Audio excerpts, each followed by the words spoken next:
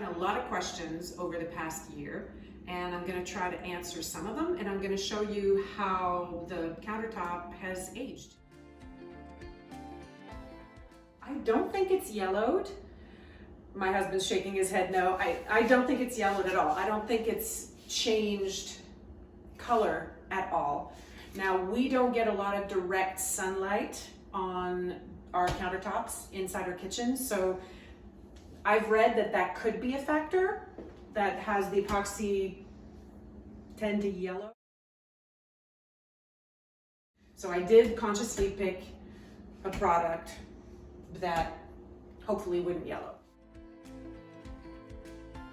Couldn't remove the sink, basically, because we would have had to remove the granite.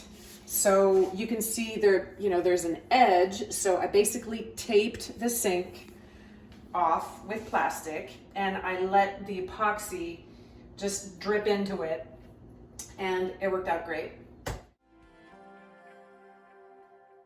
That we had to do, remove the stovetop and put it back in when the epoxy was dry, was fully cured, and it worked out great. Another thing I got asked about several times was how resistant it is to heat. So we are always extra careful. We use trivets, we use cutting boards. We don't ever put anything right off the stove directly on the countertop. Normal heat is fine. So we have a coffee maker on it, it's fine. We have a toaster that we use directly on the countertop, that's fine. You put a hot coffee mug, that's totally fine. Just we've never put something really, really hot directly off the stove or out of the oven. Now, it did scratch, and initially I was super protective of it, but it's a super glossy surface, so of course it's gonna scratch, and I'll show you with a close-up, but I'm sure like this, you can't really tell. And you have to, you kind of have to get, yes, to a certain angle, then you can see there's some scratches over here.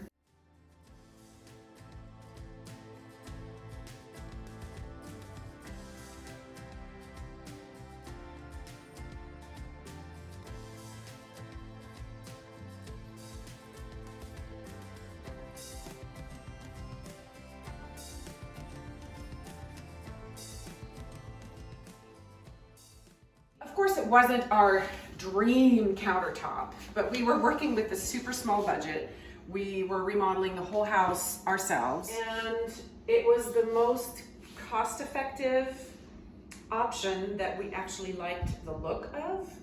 So, of course, we would have loved nice quartz countertops, but we didn't have the budget for that. And this cost a total of, I calculated, it was between $250 and $300 total in materials. So you can't really beat that. Also, I was asked a lot what I did with the backsplash, because the backsplash was also that same cat box granite that we did not like.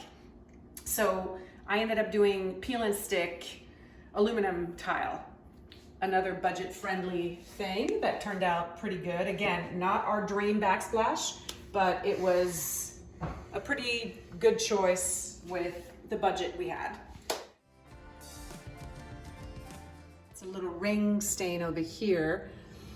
Yeah, right here, right this. They probably left something, some kind of bottle that had very intense pigment in it.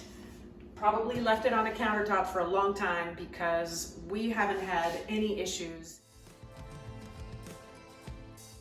And I mean, it's been a year, so it's had quite a good amount of life, and I think it still looks pretty good, and we still love it. We're very happy with it.